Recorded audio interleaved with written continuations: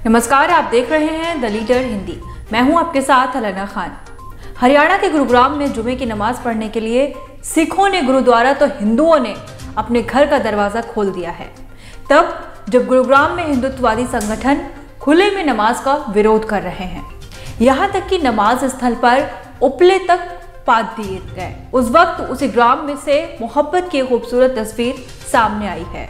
Gurugram gurdwara committee के प्रबंधक शेरदिल सिद्धू ने मुफ्ती सलीम से कहा कि वे सदर बाजार गुरुद्वारा आकर नमाज अदा कर सकते हैं। तो दूसरी तरफ सेक्टर 12 के अक्षय यादव ने अपनी 100 गज जगह मुसलमानों को नमाज के लिए दे दी। अक्षय कहते हैं, मुसलमान चाहें तो मेरे घर के आंगन में भी नमाज पढ़ सकते हैं।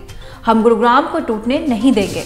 मेरे जैसे बहुत से लोग हैं जो नमाज के लिए अपनी जगह देने को राजी हैं। हिंदू और सिख समुदाय के आगे आने से मुफ्ती सलीम खुश हैं। उन्होंने कहा कि कुछ चंद लोग ही हैं जो माहौल खराब करना चाहते हैं, क्योंकि गुरुग्राम में मस्जिद कम है, मजबूरन खुले में नमाज अदा करनी पड़ रही है। कल यानी शुक्रवार को फिर जुमे की नमाज है। पिछले अक्टूबर महीने से सेक्टर 12 में खुले में नमाज का विरोध हो रहा है। स्थानीय लोगों के साथ हिंदुवादी संगठन ये मांग उठाए हैं कि नमाज मस्जिदों में पढ़ी जाए, खुले में नमाज पर पूरी तरह से पाबंदी लगे। गुरुग्राम के 37 स्थानों पर खुले में नमाज अदा की जा रही थी। स्थानीय लोगों की सहमति पर ही प्रशासन ने यहां नमाज की अनुमति दी थी। हाल ही में हुए विरोध की वजह से इन चिन्हित स्थानों में से कई जगहों पर रोक लगा दी गई है। बीते शुक्रवार को नमाज स्थलों पर पूजा अर्चना की गई थी।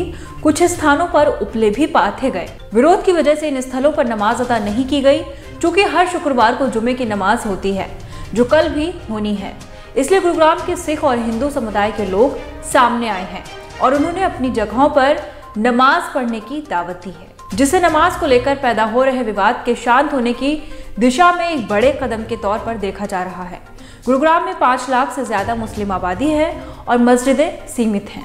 स्थानीय मुस्लिम समाज प्रशासन से ये मांग कर रहा है कि वक्फ की जिन संपत्तियों पर कब्जा है उसे मुक्त कराकर मस्जिदें निर्माण कराने की अनुमति दी जाए, ताकि खुले में नमाज की जरूरत ही ना पड़े।